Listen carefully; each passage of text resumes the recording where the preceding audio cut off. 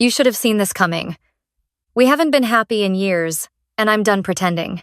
My husband said those words on a Thursday afternoon in early October, standing in our kitchen with a woman I had never met, while our 7-year-old daughter was sitting 20 feet away in the living room doing her homework. His voice was calm, almost bored, like he was canceling a subscription, not ending a marriage. I looked at the woman beside him. She was younger than me by at least 5 years, maybe more. Polished in the way that takes effort to look effortless blowout hair. A blazer that fit perfectly, her hand resting on the kitchen counter like she already owned it. She gave me a small smile when I looked at her. Not an apologetic one. More like the smile you give someone when you're waiting for them to move out of your parking space. I've already talked to a lawyer, my husband continued. I think we can keep this civil. You'll be taken care of. I'm not heartless. I stood there quietly, holding a dish towel I'd been using when they walked in. I didn't cry. I didn't raise my voice. I just looked at him for a long moment, and I thought, there it is. The thing I had been half expecting for 2 years had finally arrived, and it felt less like a bomb going off and more like a door swinging shut on a room I hadn't really been living in anymore anyway. Okay, I said. He blinked. That wasn't the reaction he'd prepared for. Let me back up. I met my husband our junior year of college at the University of Michigan. I was in the art program, and he was in the business school, and we were both crammed into the same Tuesday evening ceramics elective, one of those general education requirements that neither of us had particularly wanted to fulfill, but ended up changing everything. I was the kind of person who had always drawn constantly, obsessively, filling sketchbooks since I was old enough to hold a pencil. I wanted to be an illustrator. I had a specific dream. I wanted to create children's books, the kind with rich, detailed worlds in every illustration, where kids could look at the same page 20 times and find something new each time. He thought that was charming when we first got together. He used to sit on my dorm room floor and look through my sketchbooks. He would flip the pages slowly and say things like, "Whoever gets to publish these is going to be lucky." I believed he meant it. He was driven in a way I admired. His family hadn't had much money, and he carried that fact like fuel. He talked about building something, owning something, making his name mean something in whatever industry he eventually chose. After graduation, he went straight into real estate, starting as an agent and working his way up with the kind of relentless energy that, in the beginning, I genuinely loved about him. We got married when I was 27. It wasn't rushed. We'd been together 5 years, but in hindsight, I think we both confused being comfortable with each other for being ready. Our daughter Lily arrived 14 months later, and she was the best thing that ever happened to me. I don't say that as a consolation. I mean it with every part of myself. When Lily was born, I made the decision, our decision. Or so I thought, to step back from the freelance illustration work I had been slowly building and be home with her full-time. My husband's career was accelerating fast. His commissions were growing. It made practical sense for one of us to be the anchor at home, and I wasn't willing to outsource the early years of my daughter's life to someone else. So I stayed. I took on small freelance jobs here and there through my old contacts, enough to keep my hand in without the pressure of a real workload, and I poured the rest of myself into Lily and into quietly, privately drawing. I say quietly and privately because that's exactly what it was. The sketchbooks had never stopped. If anything, becoming a mother had cracked something open in my imagination that I hadn't known was there. I started developing a children's book concept in the margins of everything during nap time, after Lily went to bed, on weekend mornings while my husband played golf. A story about a little girl who discovers that her shadow has a personality of its own, and the two of them learn to understand each other. I worked on it for almost 2 years. Then I started submitting it. Meanwhile, my husband's relationship with me was changing in ways that were slow at first and then very fast. The first thing to go was the attention. He stopped asking about my work, my days, what I was thinking about. He stopped coming to bed at the same time as me. Then came the defensiveness anytime I raised a concern. Anytime I said I felt disconnected from him, he would turn it into a referendum on my contributions to the household. Do you have any idea how much pressure I'm under? I'm the one paying for this life. He didn't say it meanly at first. It was just the lens through which he had started to see everything. He was the earner. I was the dependent. That was the story he had written for us, and he had started believing it completely. I asked him once, this was probably 18 months before the kitchen moment, if he was happy. We were at the dinner table. Lily had already been excused and was in the other room. He looked at me like it was the most exhausting question he'd ever heard, sighed, and said, "I'm tired, not unhappy. There's a difference." Then he picked up his phone, and that was the end of the conversation. I stopped trying to have that conversation after a while. What I didn't stop doing was working. The children's book got picked up by a mid-sized publisher the spring after I submitted it. I was so shocked when the email came that I walked outside and sat on the front porch steps for 20 minutes, just breathing. I hadn't told my husband I was submitting not because I was hiding it from him, but because he had made it clear enough times that he considered it a hobby, something I did to keep myself occupied while he did the real work. I didn't want to hear him temper my excitement before I even knew if there was anything to be excited about. The advance wasn't enormous, but it was real. I put it directly into a separate account I had opened in my name alone. I had been advised to do that by my older sister, who had gone through a divorce herself 5 years earlier, and had told me with the conviction of lived experience, the moment you start feeling uncertain, you protect yourself. Not because you're planning anything, just because you're smart. I had opened the account quietly, started funneling my freelance income into it, and when the book advance arrived, it went straight there too. The book came out that fall. It got reviewed well. A children's literature blog with a substantial following called it visually stunning and emotionally perceptive in a way that children will feel before they understand. It sold out its first print run faster than the publisher expected. They asked for a second book. I gave them one. That one did even better. A licensing deal came next. A national stationery brand wanted to use my characters on a back-to-school line. Notebooks, folders, pencil cases. They would be in every Target in the country come August. By that point, I had been making more money than my husband for over a year. He did not know this. He had not asked. To be fair, I had tried to tell him. 3 times, actually, over the course of that year. Each time I brought up my work, he would say something like, "That's great," babe, in a tone that indicated he had already moved on, or he would segue into something about a deal he was working on, or he would glance at his phone. After the 3rd attempt, I stopped trying and simply continued working. I kept meticulous records of everything. My lawyer, yes, I had quietly consulted one, following my sister's advice, had told me documentation was everything. So when my husband walked into our kitchen on that Thursday in October with his girlfriend from his brokerage and told me in his calm, almost rehearsed voice that it was over and that he'd already spoken to a lawyer and that I would be taken care of, the only honest reaction I could find was a kind of tired clarity. "Okay," I said. Lily came in from the living room then, drawn by the unfamiliar voices. She stopped in the doorway and looked at the woman standing next to her father. My husband started to say something explaining-ish, some version of an introduction, but Lily wasn't really looking at the woman anymore. She was looking at me, reading my face the way children do when they're trying to decide how scared to be. I gave her a small, genuine smile. She relaxed. "Mom," she said, coming to stand next to me, "did you know your book is in the window of the bookstore on Jefferson Street? Mrs. Patterson told me she saw it there." My husband's girlfriend glanced at Lily politely. "Oh, are you into books, sweetie?" "My mom writes them," Lily said, with the calm certainty of someone stating a well-known fact.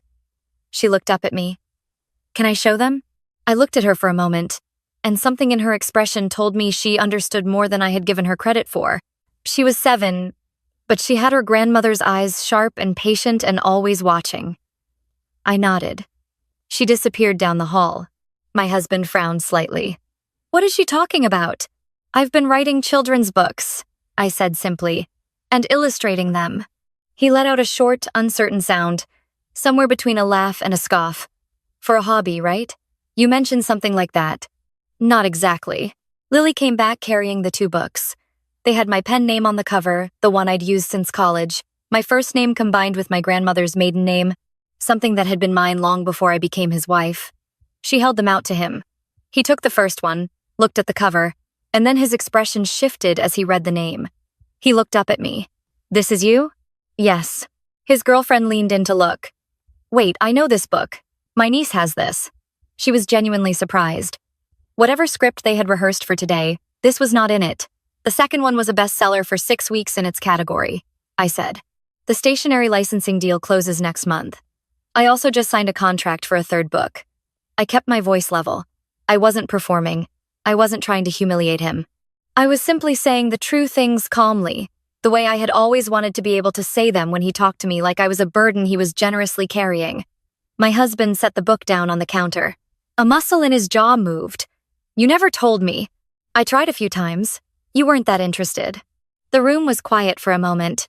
His girlfriend had pulled back slightly, creating just a few inches of distance between herself and my husband, in a way that I recognized the way you shift when you suddenly realize a situation is going to be more complicated than you signed up for. Then, Lily spoke again. She had been sitting on one of the kitchen stools and she had my husband's girlfriend's face turned toward her the way she sometimes studied people she was trying to figure out. "My daughter has a gift for noticing things. She gets it from me, I think, or maybe it skips generations. Because her great-grandmother had the same quality, the ability to look at someone and see the thing they were working hard not to show." "Dad," she said, "is her name Danielle?" My husband looked at her. "What? How do you—" "On YouTube. I saw a video about her." Lily said it without malice, just factually, in the way children report information they find interesting. She was a lifestyle influencer. She had a channel. There were a lot of videos about her last year. The temperature in the room changed instantly. The woman I had been thinking of simply as my husband's girlfriend went very still. Her expression didn't collapse, she was too composed for that, but something behind her eyes shifted in a way that I recognized as the look of someone rapidly calculating. "I don't know what you're talking about," she said, quietly to Lily. Then she looked at my husband. Kids see all sorts of things online. But my husband was already looking at her differently. There was a hesitation in him, just a hairline fracture, that hadn't been there 10 minutes ago. "What videos?" he said to Lily, not to her. My daughter had her tablet. She had clearly been looking this up while she was in the other room getting the books, because she hopped off the stool and held up the screen. I couldn't see it from where I was standing, but I could see my husband's face as he looked at it. I had, by that point, heard pieces of the story myself, not because I had investigated her specifically, but because my sister had mentioned it months ago after her own internet spiraling one evening. A lifestyle influencer, mid-size following, known for meticulously curated content about her apartment and her relationship with her long-term boyfriend. The boyfriend had proposed, she had posted the engagement. Then, 6 months later, multiple women had come forward. She had been in overlapping relationships with at least 3 men. One of them had documented evidence that she had taken $30,000 from a joint savings account the two of them had opened to buy a condo together. The scandal had been large enough, and the documentation specific enough, that there was no clean way out of it. She had deleted all of her accounts and dropped off the internet entirely. No one knew where she had gone. My husband was staring at the tablet. "That's not his girlfriend started." "Your mole," Lily said. "Just that." She pointed at the small mark near the woman's left temple that was, now that I looked, quite distinctive. "She has the same one. In all the videos." Silence. My husband turned slowly and looked at the woman standing beside him. She was looking at the floor, a small movement, her hand going to her temple, just for a second, before she stopped herself. "Danielle." His voice had changed completely.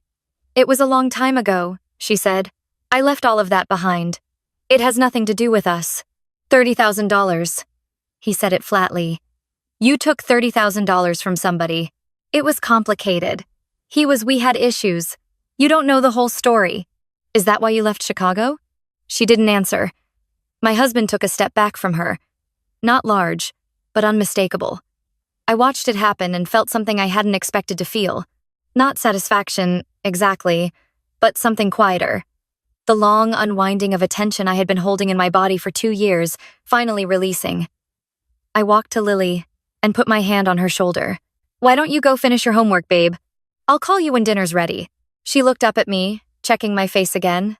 I kept my expression warm and even. She nodded, handed me the tablet, and walked out of the kitchen without looking back at either of them. My daughter has more composure at 7 than most adults I know. When she was gone, I set the tablet on the counter and looked at my husband. He looked diminished in a way I had never seen before. Not the kind of small that comes from someone cutting you down, the kind that comes from standing in the accurate light of your own choices. "I did consult a lawyer," I said. "Several months ago, actually. So I'm familiar with what equitable division looks like in this state. I also have documentation of all of my income for the past 3 years, which my attorney has copies of." I paused. I moved my earnings into a separate account when I started to feel like things were changing between us. "My sister suggested it," She was right too. His mouth opened slightly. I'm not going to be difficult, I continued. I don't want to be. But I also want you to understand that I am not in the financial position you seem to think I'm in. I haven't been for a while. He looked at the 2 books on the counter, at the covers, at the name that was mine, that had always been mine, that he had simply never paid enough attention to notice. Cecile. My name is not Cecile, I said, because his habit of using my full name only when he wanted something had always bothered me, and I had never said it until now. You can call me by the name you've always called me, or you can speak to my attorney. Either works for me. He closed his mouth. I looked at them both, my husband, who I had loved sincerely once, and the woman beside him who had staked her second chapter on a man who didn't know her first one, and I was struck, not for the first time, by how much energy people spend constructing a version of events that flatters themselves. My husband had decided that I was an anchor, a dependent, a soft obligation he was generous enough to maintain. She had decided that a new city and a new relationship would let her start clean. Neither story held up. I'll need you to arrange to have your things moved out within the next 2 weeks, I said to my husband. I'll stay with Lily at the house until we formalize the arrangements. I'd prefer to keep things as stable as possible for her during the transition. He nodded. He actually nodded. The rehearsed version of this afternoon had gone so far off its planned route that I think he was genuinely lost and compliance was all he had left. His girlfriend said nothing. She was looking at the counter. They left 10 minutes later. I watched from the front window as they got into his car and sat there for what felt like a long time without moving. I didn't feel triumphant. I didn't feel sad. I felt like someone who had been walking a very long road and had finally reached a place where the path was clear and the direction was obvious. Lily appeared at my elbow. Is he gone? For now, yeah. She thought about this for a moment. Are you okay? I am, I said. I really am. She leaned against my arm. I saw those videos a few months ago. I didn't know if I should tell you. I looked down at her. Why didn't you? Because you seemed like you were working a lot and I didn't want to add more stuff. She said it so practically, so matter-of-factly, that something in my chest ached with love for her. But then when she came here, I thought it was probably now or never. It was the perfect moment, I told her. You have great timing. She smiled in a way that reminded me of my mother. I know. The divorce took about 4 months to finalize. My husband had retained a good attorney, but so had I, and the documentation I had accumulated made everything relatively straightforward. We divided assets fairly. I kept the house I had been paying the mortgage for the last 1.5 years with my own income anyway, which my attorney helped me establish clearly. He kept his investment accounts and the car. Child support was settled without dispute. What took longer was his attitude about it. For the first several weeks, he was persistently certain that there had been some misunderstanding, not about the affair, but about the financial reality. He kept telling his attorney, and then mine, and then apparently anyone who would listen, that there must have been some error in the income documentation, that I must have been hiding money somehow, that the book earnings couldn't possibly be what they were. He had looked at me for years and seen someone who needed to be provided for, and he simply could not recalibrate that image fast enough. His attorney eventually, I was told, had a frank conversation with him about the strength of the evidence and the inadvisability of prolonging the proceedings unnecessarily. After that, things moved more quickly. His girlfriend left town before the divorce was finalized. I don't know all the details, and I didn't look for them. What I heard through the grapevine of people who knew people at his brokerage was that the story about the influencer scandal had spread the way things do when someone recognizes someone and tells someone else, and that she had found the professional environment uncomfortable. She was gone before the first leaves turned the following October. My husband moved into an apartment on the other side of the city. He sees Lily on weekends. He is, from what I can tell, a better father with defined and limited time than he ever was as a constant presence who was never really there. He shows up on Friday evenings and takes her somewhere intentional miniature golf, the science museum, cooking class, and she seems to genuinely enjoy it. That makes things easier for everyone. I finished the 3rd book. My editor called it the best one yet. The stationery line launched in August and sold through faster than projected. I got a message from the brand's creative director saying they wanted to talk about expanding the partnership, possibly into soft goods, backpacks, lunch bags, things of that nature. I forwarded it to my agent and let her handle the details. Lily started 2nd grade. She made a best friend named Rosie, who comes over on Tuesday afternoons, and the two of them spend hours constructing elaborate worlds out of art supplies and cardboard boxes. I like to hear them talking from the other room while I work at my desk. The earnest, elaborate narratives they build, the negotiations over whose idea gets used, the occasional burst of laughter that comes through the wall like light under a door. Some evenings, after Lily is in bed, I sit at my drawing table and work on the fourth book. It's the story I've been waiting to tell, longer and more complicated than the first three, more interior, less tidy at the edges. My editor says it's a departure. I say that's the point. I'm not angry. I want to make that clear, because I think people sometimes expect a person in my situation to be defined by the anger, to carry it around as the central fact of who they are now. I don't. What I feel is something closer to clarity. I spent years making myself smaller in order to fit into a version of my life that wasn't designed around me. I folded my work into the margins of someone else's ambitions and called it support. I tried to shrink the space I took up because the loudest voice in my household told me, in 100 different ways, that the space I took up wasn't justified. And the whole time, the drawings kept coming. The stories accumulated in notebooks I kept in a box under the bed. The dream I had put down when I was 23 and thought was unreachable had been quietly, patiently waiting for me to pick it back up. I think about what I would tell myself back then, standing in the ceramic studio, 21 years old, charmed by a boy with ambitions and a good smile, filling out an elective course form without knowing it would reroute everything. I don't think I would tell her not to fall in love. Love isn't the mistake. The mistake is the slow abandonment of yourself that can happen when you confuse love with disappearing. Keep drawing, I would tell her. Keep the notebooks. Keep the separate account your sister will one day suggest. Know the difference between a partner who sees you and a person who simply needs an audience for their own story. The morning after my husband moved his last boxes out of the house, I woke up earlier than usual and made coffee while Lily slept. I sat at the kitchen counter in the quiet, the same counter where he had stood 3 months before with his polished, carefully practiced declaration, and I opened my sketchbook. The drawing I started that morning became the opening illustration of the fourth book. It's a woman sitting at a table in an empty room. The room looks bare at first, but if you look closely, and children always do, you can see that the walls are covered, floor to ceiling, with tiny drawings she has made of everything she knows, every version of herself she has ever been, every door she has ever walked through or away from. And in the center of the wall directly across from her, one door she hasn't opened yet, with light coming from underneath it. She is not afraid of it. She is getting up from the table to open it.